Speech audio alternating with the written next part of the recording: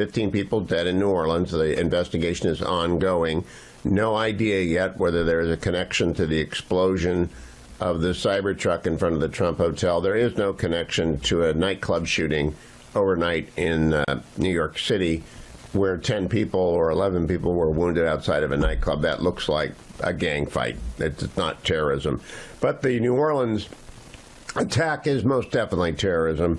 I want to begin, though it's not particularly encouraging, I want you to hear what President Biden stumbled through yesterday as he attempted to make a statement on the events in New Orleans and Las Vegas. Here is the president yesterday afternoon, cut 13. Good evening. I know I can speak for all Americans when I say our hearts are with the people of New Orleans after the despicable attack that occurred in the early morning hours. To all the families of those who were killed, to all those who were injured, to all the people of New Orleans who are grieving today, I want you to know I grieve with you. Our nation grieves with you. We're going to stand with you as you mourn and as you heal in the weeks to come. I want to thank our brave first responders and law enforcement personnel who stopped the attacker in his tracks before he could kill or injure even more people. And I want to thank you to everyone at the Department of Homeland Security, the Department of Justice, including the FBI, for working nonstop to investigate this heinous act. The FBI is leading the investigation to determine what happened, why it happened, and whether there was any continuing threat to public safety. Here's what we know so far.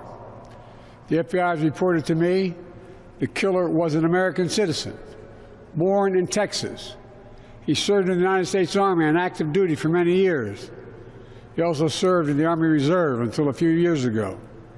The FBI also reported to me that mere hours before the attack, he posted videos on social media indicating that he was inspired by ISIS, expressing a desire to kill.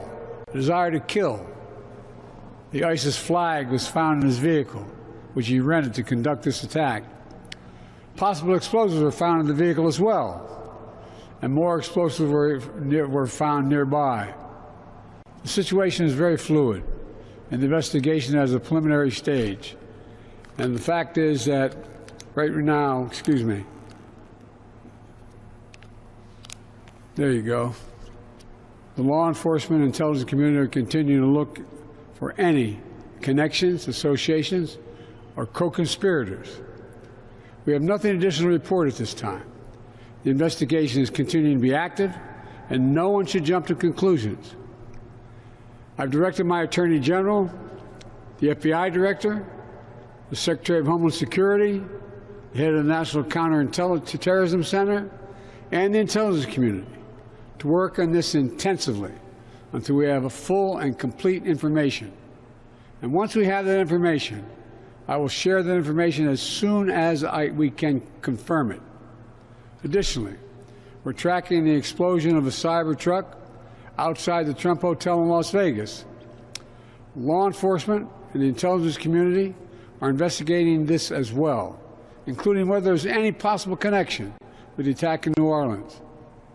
Thus far, there's nothing to report on that score at this time.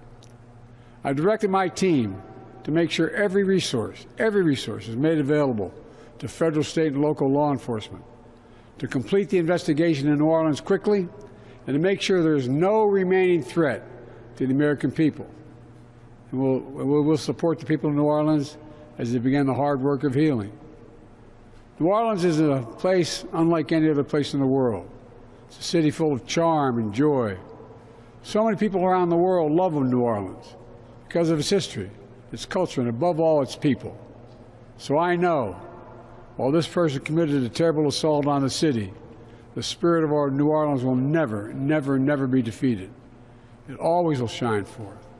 We've seen that time and time again throughout its history, and I know we'll see it again in the days and weeks ahead. May God bless the people of New Orleans. May God bless our police and our first responders. May God protect our troops, and we'll keep you fully contemporaneously informed. Thank you. Have you spoken to President Trump? Then, if you're watching on the Salem News Channel, the president exits stage right in a rather infirm fashion. Look, he didn't tell us anything except that he shouldn't be president. And what we know is that he shouldn't be president. He should have resigned months ago.